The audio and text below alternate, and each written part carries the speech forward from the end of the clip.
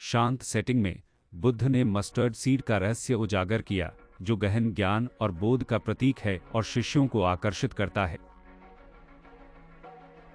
शिष्य दुख से अछूते घर की तलाश में निकल पड़ते हैं। उनकी उत्सुकता स्पष्ट होती है जब वे विभिन्न लोकतंत्रों से गुजरते हैं। सरसों के बीज ग्रामीणों का ध्यान आकर्षित करते हैं। इसकी उपस्थिति आशा और ज्ञान की उमंग को जगाती है। इकट्ठी भीड़ में शिष्य एक शांतिपूर्ण घर के बाहर खड़े होते हैं, जिसे दुख से अछूता प्रतीत होता है।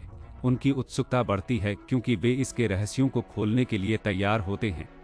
रबवर्स द्वारा संचालित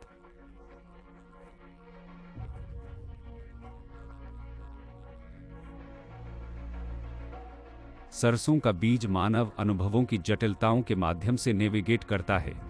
इसकी यात्रा गहन मुठभेड़ों द्वारा चिह्नित होती है, जो पीड़ा की अपनी समझ को गहरा करती है। शिष्य खामोशी से देखते हैं जबकि सरसों का बीज दुख की सार्वभौमिकता से जूझता है, जिससे उनके अपने परिप्रेक्ष्य में बदलाव होते हैं। सरसों के बीज अपनी खोज के निशान असर लेकर नए ज्ञान से भरे हुए दिल के साथ बुद्ध के पास लौटता है, जिसकी विफलता मानव पीड़ा की जानकारी से ढकी हुई है। एक लंबे समय तक चुपचाप समझदारी के एक पल में बुद्ध और सरसों के बीच एक गहरा संवाद साझा करते हैं। संबंध शिक्षक और शिष्य के बीच के अनकहे सत्यों का आदान प्रदान उनके बीच का अंतर कम करता है। शिष्य पीड़ा की वास्तविक प्रकृति को समझते हैं और साझा समझ के क्षण में एक साथ आते हैं, जहां सरसों के बीज के प्रतीकात्मक संदेश से उनकी आत्मा को छू जाता है।